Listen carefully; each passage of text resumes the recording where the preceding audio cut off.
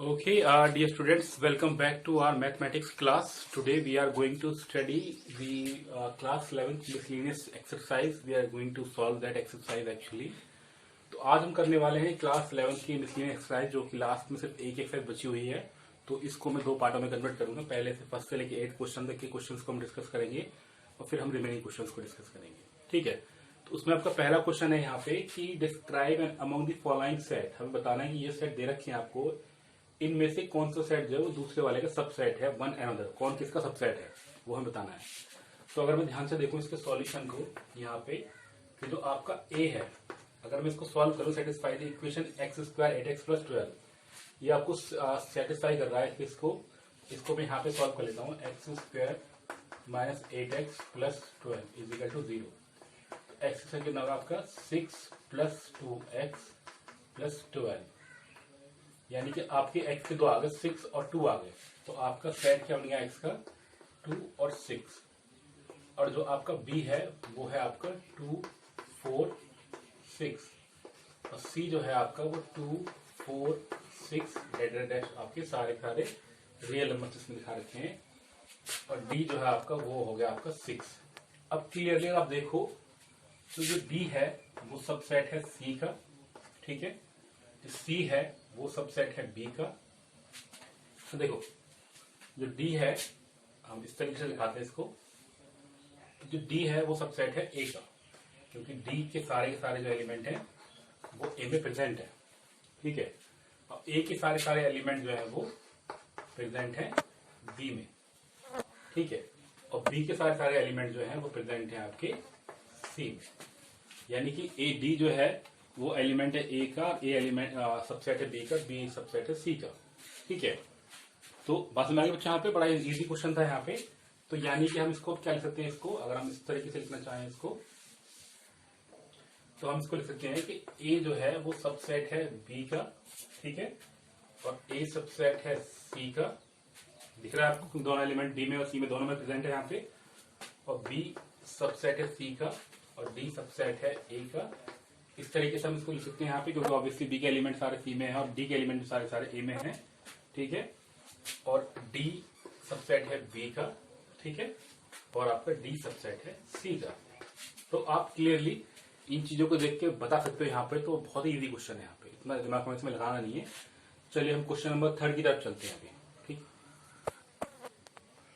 देखो बच्चों, तो ये आपका क्वेश्चन नंबर 2 का फर्स्ट पार्ट है, क्योंकि ये बहुत इंपॉर्टेंट क्वेश्चन है, तो इसलिए हम इसको डिस्कस कर लेते हैं यहाँ पे। रादर वैसे हम करते हैं नॉर्मली, हम ऑल्टरनेट चलते हैं, बट क्योंकि क्वेश्चन नंबर 2 काफी इंपॉर्टेंट है तो हम इसको डिस्कस कर लेते हैं यहाँ पे। ये कह रहा है कि अगर आपको पास कोई स्टेटमेंट दे रखा है, अगर वो ट्रू है तो आपको प्रूव करना है ट्रू क्यों है, अगर वो फॉल्स है तो आपको उसका एग्जाम्पल देना है, ठीक है। बात समझ आ रही है? तो जो आपका पहला क्वेश्चन है वो कह रहा है कि x belongs to a, x belongs to a and a belong to b। क्या कर रहा है यहाँ पे, x बिलोंग्स टू a और a belongs to b। Then हमें प्रूव करना है कि x बिलोंग्स टू b। हमें प्रूव करना है क्या, कि ये x बिलोंग्स टू b सही है या नहीं है। तो ठीक है, तो ये हमारा क्या हो जाएगा, फॉल्स हो जाएगा। अब ऑब्वियसली देखो ये फॉल्स क्यों हो रहा है, अब हम इसके बारे में रीजन लिखते हैं, हाँ, क्योंकि अगर रीजन अगर आपका फॉल्स है तो हम इसके लिए एक एग्जांपल लेते हैं। लेट हमने a ले लिया आपका, वो आपका 1 और 2 है, एग्जांपल के तौर पे हमने इसके दो एलिमेंट्स मान लिए यहाँ पे, 1 और 2 हो गया, और हमारा ये b है, क्योंकि x बिलोंग्स टू a कर रहा है यहाँ पे, तो हमने b क्या मान लिया, कुछ एक ऐसा मान लिया, 1 ले लिया, 1 2 ले लिया, एक सेट हमने यहाँ पे, और एक हमने क्या ले लिया यहाँ पे 3 ले लिया, इस तरीके से, ठीक है बच्चों। तो हमें दिख रहा है यहाँ पे, अगर हम देखें ध्यान से, कि 2 है वो बिलोंग कर रहा है किसको, अगर हम यहाँ पे देखें 2 वो बिलोंग कर रहा है आपका a को, यानी कि 1 2 को, किसको बिलोंग कर रहा है यहाँ पे 1 2 को, और जो 1 2 बिलोंग कर रहा है वो बिलोंग कर रहा है किसको, आपका इस पूरे को, यानी कि b को, नहीं 1 1 2 3, ठीक है बच्चों। बात हमारी यहाँ तक तो बिल्कुल सिंपल सी बात चल रही है। अब इसके बाद में हम यहाँ पे क्या करते हैं कि अगर हमें ये प्रूफ करना है कि a बिलोंग्स टू b, ये स्टेटमेंट हमारा सही है या नहीं है, तो अब ध्यान से देखो कि a के सारे जो एलिमेंट्स हैं वो b में आते हैं या नहीं। तो हम क्या बोल रहे हैं यहाँ पे, तो ए का जो 2 वाला एलिमेंट है, क्योंकि ये दोनों एलिमेंट अलग है, ध्यान से देख लें, ये वाला पार्ट जो है, ये 2 जो है ये बिलोंग नहीं कर रहा है बी को, b does not belongs to b. तो आप क्या लिख दोगे यहाँ पे कि ये स्टेटमेंट फॉल्स है। सो 2 डज नॉट बिलोंग्स टू, आप पूरा दिखा दोगे, 1 है आपका, 1 2 है आपका और 3 है आपका। ठीक है, बस में आगे बच्चों, बड़ा इजी था ये भी, कुछ ज्यादा इसमें हमें दिक्कत नहीं करनी थी यहाँ पे। चलो अगला क्वेश्चन करते हैं हम यहाँ पे। चलो बच्चों, सर ये क्वेश्चन नंबर 3 है। यहाँ पे ये कह रहा है कि अगर आपका ए सबसेट है बी का, बी सबसेट है सी का, देन ए सबसेट है सी का, ये स्टेटमेंट सही है गलत है। तो आप अगर थोड़ा सा लॉजिक लगा के देखो तो आप बता सकते हो कि यहाँ पे ये स्टेटमेंट आपका ट्रू होगा। ट्रू कैसे होगा, अगर मैंने एक्स को मान लिया कि एक्स बिलोंग करता है ए को, ठीक है, तो हमारा एक्स बिलोंग करेगा बी को भी, ठीक है, तो एक्स बिलोंग करता है ए को तो एक्स बिलोंग कर देगा बी को भी, और हमें पता होता है कि एक्स बिलोंग करेगा सी को भी। क्यों करेगा, क्योंकि सी जो है, जो बी है वो सबसेट है सी का, तो जो बी को बिलोंग कर रहा है वो सी को तो बिलोंग करेगा। इसका मतलब क्या हो जाएगा हमारा, ये तो ए सबसेट हो जाएगा वो सी का हो जाएगा। ठीक है, ट्रू है, यहाँ पे कोई दिक्कत नहीं। यहाँ पे अच्छा क्वेश्चन था और काफी इजी था। चलिए हम चलते क्वेश्चन नंबर 3 की तरफ। बहुत अच्छा क्वेश्चन है, बहुत इंपॉर्टेंट क्वेश्चन आते हैं क्वेश्चन नंबर 3 में।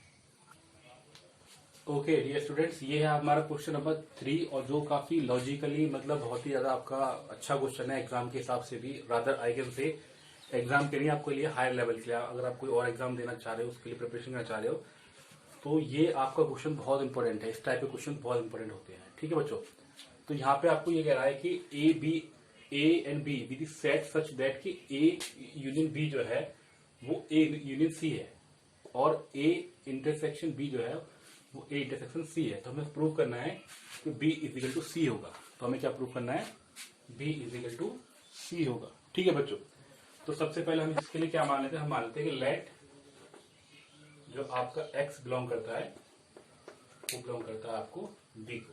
किसको बिलोंग करता है, वो बी को।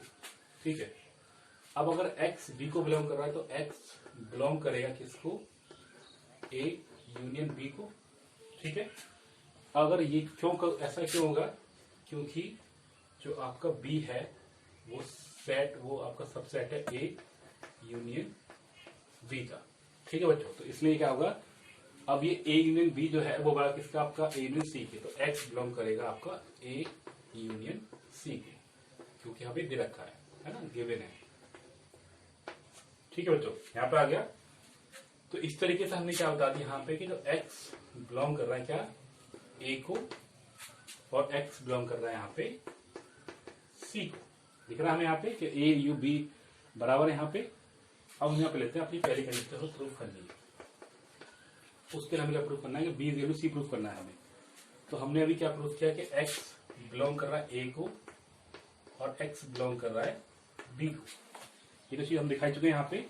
तो अब एक्स बिलोंग करेगा ए इंटरसेक्शन बी को। बात होता है हमारी यहाँ पे, तो एक्स इसको बिलोंग करेगा ए इंटरसेक्शन बी को। ठीक है, अब अगर एक्स बिलोंग कर रहा है ए इंटरसेक्शन बी को तो एक्स बिलोंग करेगा ए इंटरसेक्शन सी को भी, क्योंकि ये हमें गिवन है, ऊपर हमें दे रखा है ए इंटरसेक्शन बी जो है वो बाकी इसके इंटरसेक्शन सी के है। यानी कि एक्स बिलोंग कर रहा है ए को और एक्स बिलोंग कर रहा है सी को। दिख रहा है यहाँ पे ऊपर वाली इक्वेशन से हमारा, तो क्या बन जाएगा कि एक्स बिलोंग करेगा यहाँ पे सी को, और आपका बी जो बी हो जाएगा वो सबसेट हो जाएगा सी का। ठीक है, यानी कि आपका दिख रहा है यहाँ पे कि जो एक्स बिलोंग कर रहा है ए को, एक्स बिलोंग कर रहा है आपका सी को, तो एक्स बिलोंग कर रहा है यहाँ पे सी को, तो हम क्या बोल सकते हैं यहाँ पे कि जो बी है वो सबसेट हो जाएगा किसका, सी का। इसी तरीके से हम दिखाते हैं यहाँ पे, हम यहाँ पे लिख देंगे इसको, जैसे हमने दिखाया बी सबसेट है सी का, इस तरीके से हम दिखाते हैं कि सी सबसेट होगा बी का।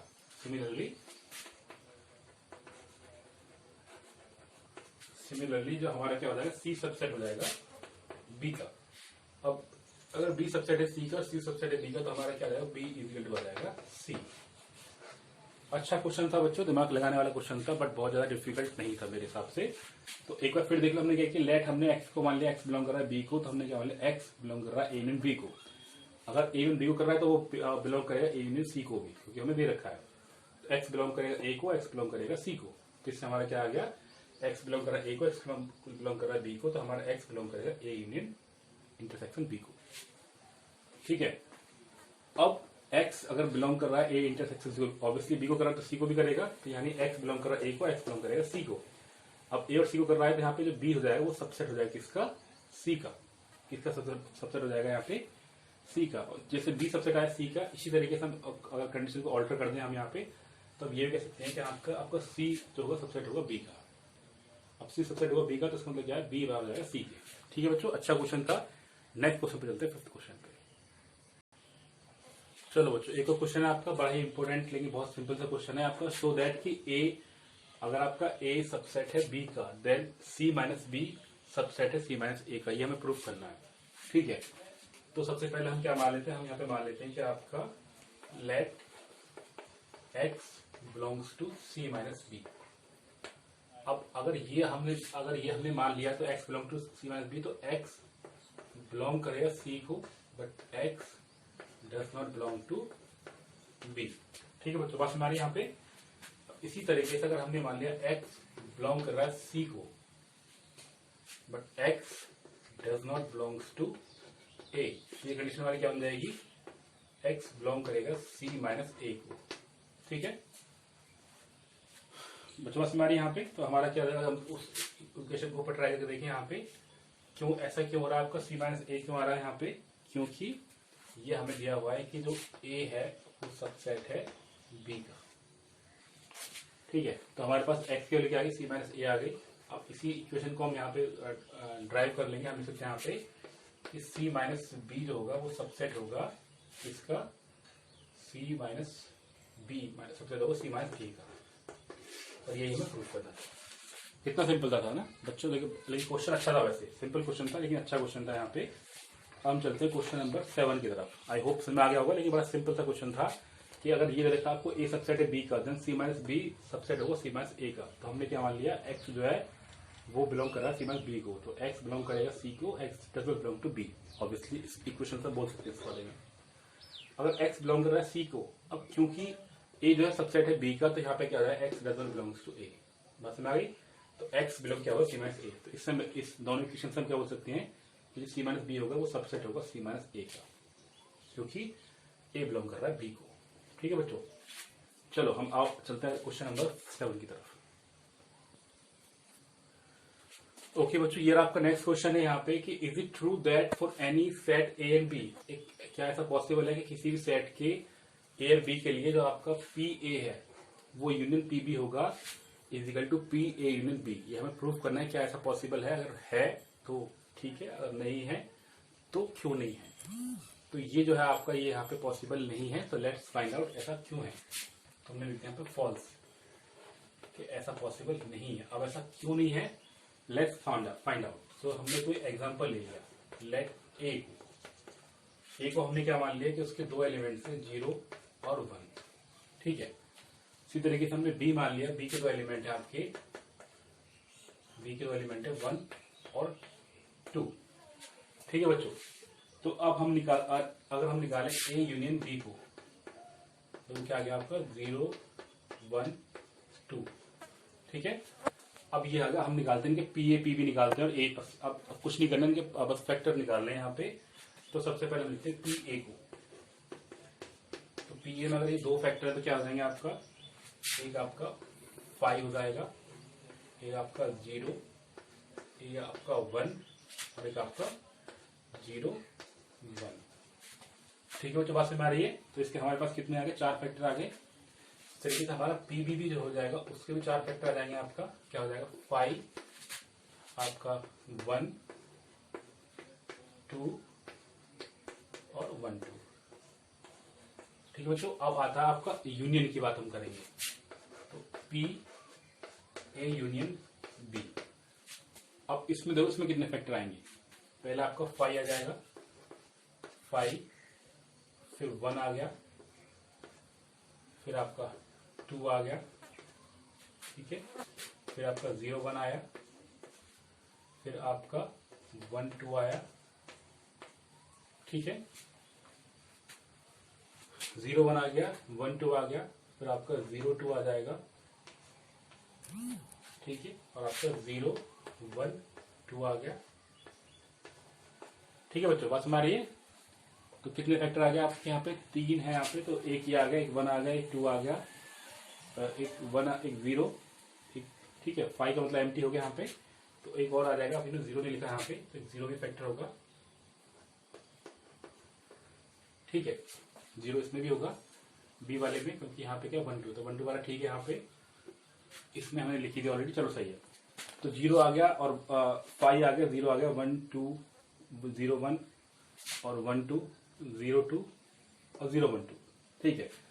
और भी फैक्टर्स में नहीं बच्चे, सारे हमने इंक्लूड कर लिया। अगर हम क्लियरली सबको निकाल के देखें, अगर हम सबको निकाल के देखें, तो p a plus p b is equal to क्या है हमारा? अगर हम पी ए और पी बी को रख के देखें, इन सबको ऐड करते हैं यहाँ पे, तो हमारे पास में क्या आ जाएगा? सिर्फ आपका 5 आएगा, 0 आएगा, 1 आएगा, 2 आएगा और 1 2 आएगा, ठीक है बच्चों। सिर्फ ये आएगा आपका पी ए यूनियन, आपका ये वाला आ गया। और अगर आप निकालो यहाँ पे, इसको निकालो, अब देखो पी ए प्लस इसको निकाल देखो और यहाँ पे देखो, तो आपको सिंपली दिख रहा है कि p a plus p b is not equal to p a union b. तो आप आसानी से हमने इसको पूरा प्रूफ कर लिया, ठीक है बच्चों। बड़ा ही सिंपल क्वेश्चन था, आई होप समझ में आ गया होगा। थोड़ा मजेदार भी था, करने में इंटरेस्ट भी आया होगा आपको कि भाई आपने सिर्फ एलिमेंट्स लिए, एलिमेंट्स को आपने उनके फैक्टर निकाल के देख लिए कि उनके कितने पॉसिबल फैक्टर्स हैं यहाँ पे, या कितने पॉसिबल आपके एलिमेंट्स आ रहे हैं। तो सबके इनके एलिमेंट्स आ गए सबके विद एग्जाम्पल, ठीक है बच्चों। चलो, तो ये हमने कर लिया क्वेश्चन नंबर यहाँ पे 7। एक क्वेश्चन और कर लेते हैं, बाकी हम करेंगे फिर नेक्स्ट वीडियो में, ठीक है बच्चों। चलो बच्चों, तो क्वेश्चन नंबर 9 है हमारा, using the properties of set. तो सेट की प्रॉपर्टीज को आपको इस्तेमाल करना है। वो जो यूनियन इंटरसेक्शन वाली प्रॉपर्टी आपकी काफी सारी है, आपने टेक्स्ट में देखा होगा। उन प्रॉपर्टीज को इस्तेमाल करके आपको प्रूव करना है कि a union A intersection b जो है वो ए के बराबर होगा, ठीक है। चलो हम इसको प्रूव कर लेते हैं यहाँ पे। तो क्योंकि हमें क्या प्रूफ करना है कि हमें प्रूफ करना है ये वाला, तो हमने सबसे पहले क्या मान लिया कि ए जो है वो सबसेट हो खुद का ही, वो खुद का सबसेट होता है, इसका क्वेश्चन 1 मान लिया हमने, ठीक है। अब ए यूनियन ए इंटरसेक्शन जो बी है वो सबसेट हो जाएगा ए का, हो जाएगा यहाँ पे। और इसी तरीके से जो आपका ए यूनियन है वो ए इंटरसेक्शन बी के बाहर जाएगा, ठीक है। और वो किसके हो जाएगा? यहाँ पे सबसेट हो जाएगा ए का। अगर हमने प्रॉपर्टी यूज कर ली इसकी, सेट की प्रॉपर्टी, कि अगर आपका ए इंटरसेक्शन बी है और ए आपका इसके बराबर ही है, तो ए यूनियन जो जाएगा ए इंटरसेक्शन बी वो ऑलरेडी ए ही है।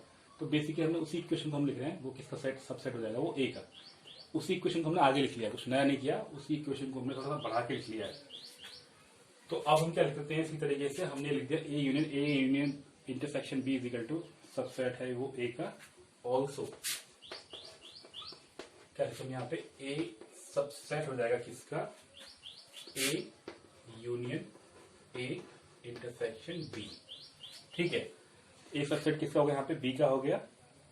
तो अगर हम देखें बाय इक्वेशन 1 एंड 2, तो बाय इक्वेशन 2 एंड 3, तो बाय इक्वेशन 2 एंड 3 आपको क्या हो जाएगा? आपका आप इजीली इसको दिखा सकते हो यहाँ पे कि ए यूनियन और ए इंटरसेक्शन बी जो है वो किसके बराबर है? ए के बराबर है। और ये हमें प्रूव करना चाहता है ना, A union A intersection B equal to A.